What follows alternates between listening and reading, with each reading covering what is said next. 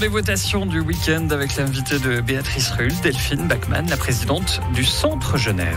Bonjour Delphine Bachmann. Bonjour. Merci d'être sur Radio Lac ce matin. Un mot donc pour commencer sur ces votations avec le sujet genevois, à savoir la réforme du cycle qui a été rejetée de peu, réforme que soutenait le centre. Tout le monde convient qu'il faut faire une réforme. Finalement, la question savoir c'est est-ce qu'il est possible d'en avoir une d'ici la fin de la législature ? Alors je ne sais pas, c'est vrai que le résultat de la votation démontre, je pense, un manque de confiance dans la capacité peut-être du département et de la personne à sa tête à porter cette réforme jusqu'au bout, au-delà des aspects de fond. Je pense que ça a compté. Le département traverse quand même des temps relativement troublés. Je trouve dommage qu'on n'ait pas laissé une chance à cette réforme de pouvoir se mettre en œuvre avec des correctifs si nécessaire, mais il est évident qu'avec un résultat comme ça allait être de toute façon très compliqué, même si ça a passé à 51 ou 52%, de rester avec le projet tel quel. Donc moi, je suis en faveur que l'intégralité des partis se remettent autour de la table pour trouver un consensus qui, cette fois, se permette d'aboutir rapidement, parce qu'il est vrai que le système actuel ne convient à personne et surtout pas aux élèves. Et message donc à Anne-Emery Torres-Saintin. On va parler d'un autre conseiller d'État, Serge Dalbosco, le vôtre, qui a donc annoncé qu'il ne se représenterait pas l'année prochaine. Soulagement ou déception ? Alors, ni l'un ni l'autre. Je crois qu'il convient avant tout de le remercier pour 30 ans d'engagement politique. Et puis, qu'est-ce qu'on fait dans une oraison funèbre sans remercier les gens ? Non, alors pas d'horizon funèbre du tout. Donc moi, je le remercie pour ce qu'il a fait, ce qu'il a consacré au parti.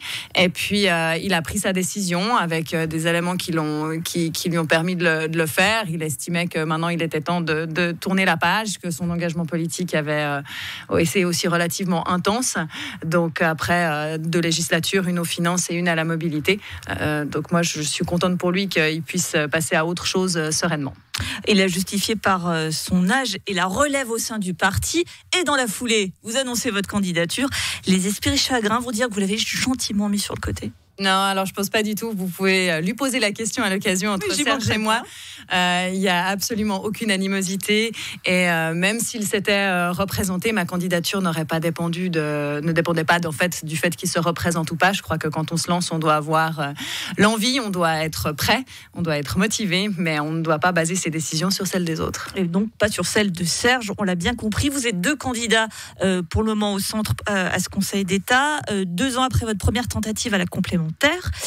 Finalement, quand on y a goûté à la politique, c'est comme une drogue. On a du mal à s'en passer. Hein. Alors, je reconnais que les campagnes politiques sont souvent grisantes. Moi, j'aime beaucoup aller sur le terrain. J'aime aller à la rencontre des gens. J'aime aller convaincre. Donc ça, c'est quelque chose que j'apprécie particulièrement. Maintenant, la politique, il y a toujours des avantages et des défauts. Ça reste aussi un engagement extrêmement important. Mais je suis prête aujourd'hui à mettre aussi une vie professionnelle entre parenthèses pour dédier un certain temps à porter un projet pour mon canton. Et le centre, alors, il va jouer cette carte comment ? En solo, en trio ? Alors, je crois qu'il y a plusieurs options qui sont possibles. L'Assemblée des délégués prendra position au mois de juin, au même moment que la nomination des candidats. Je pense que le centre existe en tant que force politique propre, que nous avons un projet politique propre à porter, ce qui n'empêche pas la discussion avec les autres partis. Une ambition collective d'avoir un gouvernement de centre droit, comme ça a été le cas pendant très longtemps à Genève, fait partie aussi de mes objectifs et de mes priorités. Avec l'UDC, donc potentiellement ? Alors, écoutez, à ce stade, il n'y avait pas forcément de tendance très favorable qui se dégageait pour une alliance de premier tour qui irait jusqu'à l'UDC. Le grand écart est assez important entre le centre et l'UDC. Je pense qu'il appartient aussi aux candidats de créer une dynamique et de se mettre d'accord sur un certain nombre de points qu'ils souhaitent défendre en commun s'ils sont élus au gouvernement entre les différents partis du centre et de la droite. Tout de même, quand on voit les dernières élections cantonales, que ce soit à Fribourg ou dans le canton de Vaud, où cette alliance de droite très large a mené à un renversement de la majorité, ça vous donne pas envie, ça ? d'avoir une majorité pour mener à bien ces idées? Si c'était aussi simple que de faire un copier-coller, je rappelle qu'à Fribourg, c'était une alliance de deuxième tour qui a fait bloc derrière les candidats. Ça peut être une option envisagée avec un premier tour qui soit plus une sorte de primaire, car au final, un exécutif, c'est avant tout une élection de personnes qui portent un projet. Et puis, l'élection vaudoise a fini avec une configuration où le centre n'a aucun siège au Grand Conseil. Donc, je ne suis pas certaine que je souhaite cela à mon parti pour Genève. Au contraire, je souhaite plutôt renforcer la présence centriste au Grand Conseil. Et il faut une cohérence entre un programme au législatif et un programme à l'exécutif. En tout cas, ça fait du sens pour le premier tour. Donc, la méthode du copier-coller a ses limites, à savoir que le canton de Vaud votait avec aussi seulement 2 listes, tandis qu'à Genève, on vote avec un bulletin à croix, ce qui change un petit peu la dynamique et l'effet de liste.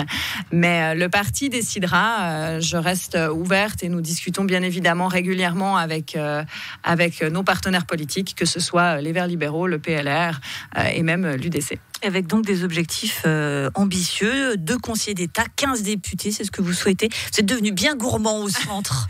Je pense que quand on se lance dans une élection, on doit se lancer avec de la combativité et avec l'idée de gagner. Nous avons un conseiller d'État, nous en avions eu 2. Je pense qu'il faut viser d'y revenir. Et puis, je pense que 15 députés, c'est important. 15 députés, c'est important, effectivement. Aujourd'hui, on est à 12. Mais comme je le disais, il faut partir avec une certaine ambition et une certaine volonté de gagner. La peur n'a jamais fait autre chose que de figer les gens. Et puis je crois surtout que le projet centriste, progressiste que nous portons à Genève, qui maintient quand même un fort soutien aux entreprises, aux milieux économiques qui aujourd'hui ont besoin, qui font le dynamisme de Genève, sans oublier les aspects de société, reste un projet qui parle et qui peut parler à la population genevoise. Et là, vous avez parlé à tous vos électeurs, de droite comme de gauche. Merci beaucoup Delphine Bachmann, présidente du Centre. Et félicitations aussi, on va quand même le signaler pour votre très bon résultat au semi-marathon. On en est tous très envieux. Merci beaucoup d'avoir été sur Radio Lac. Merci, bonne journée.